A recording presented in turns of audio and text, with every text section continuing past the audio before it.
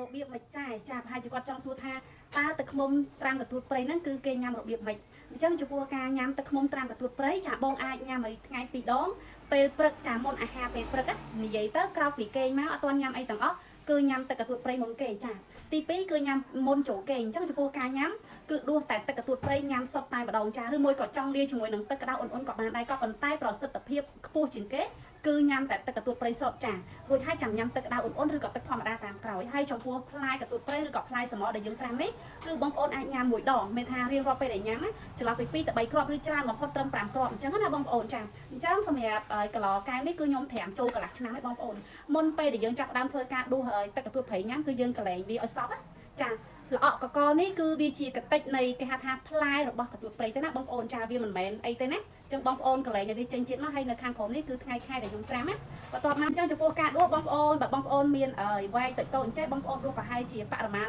និយាយទៅប្រហែលជាប៉ុណ្ណេះណាឬមួយក៏ដួសស្លាបព្រាបាយគឺ2ស្លាបព្រាបាយយ៉ាងច្រើនបំផុតចាតែបើមានប៉ែងអាកោតូចចាបងប្អូនដួសទៅតាមនឹងទៅចាសម្រាប់ខ្ញុំគឺខ្ញុំដួសប៉ុណ្ណេះចា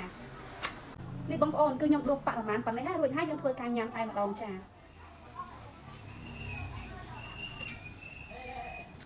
ចាទឹកឃ្មុំត្រាំកន្ទួតព្រៃរសជាតិរបស់វាចត់ផ្អែមចុងដាតតែការត្រាំជាមួយនឹងទឹកឃ្មុំបែបនេះចាវារៀងធំក្លិនដូចការត្រាំស្រាឬមួយក៏បងប្អូនខ្លះគាត់ថាអ្នកលក់ហ្នឹងគឺមានលួចលាយស្រាអត់ចាខ្ញុំអត់លាយស្រាទេណាបងប្អូនព្រោះថាទឹកឃ្មុំត្រាំកន្ទួតព្រៃនេះសម្រាប់ប្រសង់ចាព្រះអង្គអាចជាវយកទៅឆាន់បានសម្រាប់ចាអ្នកដែលគាត់សុំសិលចាលោកតាលោកយាយបងប្រុសបងស្រីចាជារៀងរាល់ថ្ងៃឧបោសថម្សិលគឺគាត់អត់ធ្វើការញ៉ាំអីទេគឺគាត់អាចញ៉ាំទឹកកន្ទួតព្រៃនេះបានណាបងប្អូនចាអញ្ចឹងនៅពេលដែលបងប្អូនញ៉ាំទឹកកន្ទួតព្រៃបែបហ្នឹងហើយចាបងប្អូនអាចលក់ផ្លែកន្ទួតព្រៃនេះចាបើសម្រាប់ខ្ញុំចូលចិត្តញ៉ាំត្រឹម2ទៅ3ផ្លែទេណាបងប្អូនណាចានេះបងប្អូនអញ្ចឹងផ្លែកន្ទួតព្រៃកាលណាយើងត្រាំកាន់តែយូរវាកាន់តែទន់វាកាន់តែរលួយណាអានេះខ្ញុំត្រាំកន្លះឆ្នាំហើយអញ្ចឹងយើងអាចញ៉ាំបែបហ្នឹងសាច់ផ្លែកន្ទួតព្រៃគឺវានៅរឹងតិចណាបងប្អូនណាចាអញ្ចឹងចំពោះផ្លែកន្ទួតព្រៃគឺបងប្អូនអាចញ៉ាំបែបហ្នឹងបាននេះ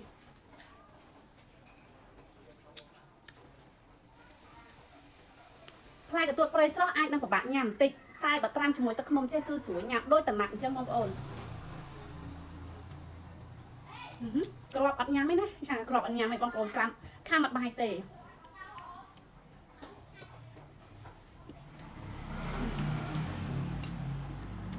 ញ៉ាំហើយ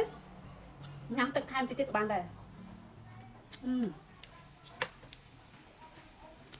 និយាយទៅបងប្អូន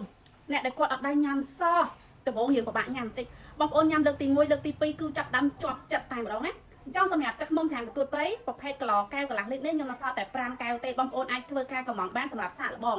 តែបើសម្រាប់បងប្អូនដែលគាត់ដឹងហើយអំពីអត្ថប្រយោជន៍អំពីការញ៉ាំប្រសិទ្ធភាពអីផ្សេងចានេះបងប្អូនយកកន្លកែវធំទៅចំណេញចា1កន្លគឺមាន5លីត្រនិង10លីត្រណាចាកន្ល5លីត្រនេះគឺខ្ញុំនៅសល់តែ10កន្លទេហើយកន្ល10លីត្រគឺខ្ញុំនៅសល់តែ3កន្លទេណាអញ្ចឹងសម្រាប់បងប្អូនអ៊ំពូមីងដែលគាត់ចង់បានចាឱសថបុរាណខ្មែរគឺទឹកឃ្មុំត្រាំកន្ទួតព្រៃដែលជាការត្រាំទឹកឃ្មុំសុទ្ធចាបងប្អូនអាចយកទៅលាយអីបន្ថែមទៀតក៏បានដែរណាគឺអាចរស់រាន់កំងបានសម្រាប់អត្ថប្រយោជន៍វិញចាតតែញ៉ាំបានដឹងបងប្អូនត្រូវចាំណាសុខភាពគឺសំខាន់ខ្លាំងមែនតើណាអរគុណច្រើនកុំភ្លេចចាមាន1កន្លនេះនៅផ្ទះគឺរៀងរាល់ពេលដែលមានបញ្ហាសុខភាព